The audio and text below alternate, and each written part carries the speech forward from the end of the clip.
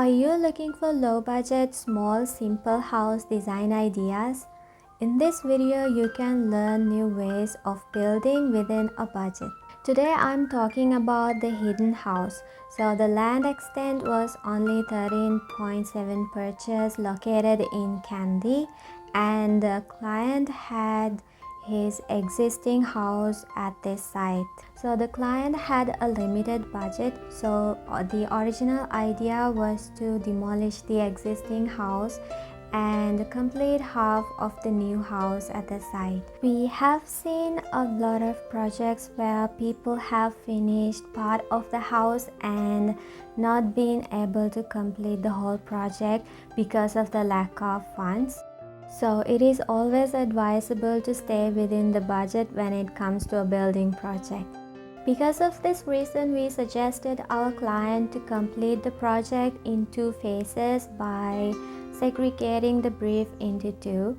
It also gives a sense of accomplishment because now you have completed one part of the house by staying within the budget. It is completed and finished. So the client agreed to move on with 2 phases. In phase 1, we designed the house to build 4 bedrooms with 2 common bathrooms, and we are keeping the existing building on site, and access to the new building will be given through a bridge from the existing house. So this allows both buildings to function separately, and also the construction process will not disrupt the daily life. In phase 2, existing building is demolished, and in that space the living and the family living and dining kitchen areas are added to the design, and the house is completed. We did the schematic design by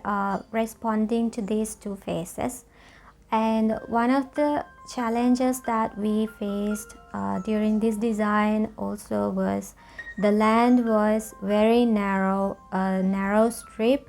From the front, it was only 9 meters wide, and as you move along to the rear, it further narrows down and it meets a paddy field from behind, and you actually have a very nice view of the paddy field, but it's a very narrow view. We also had to respond to the existing terrain of the house because the site was sloping down as you move along to the rear. So when placing the building at site, we kept an 8-meter setback from the access road at the front to keep the road reservation and keep space for the parking and also for the garden area. So when you're approaching the house, you cannot see that it's actually a 2-story house because you're only seeing a single story, and it is more welcoming and friendly.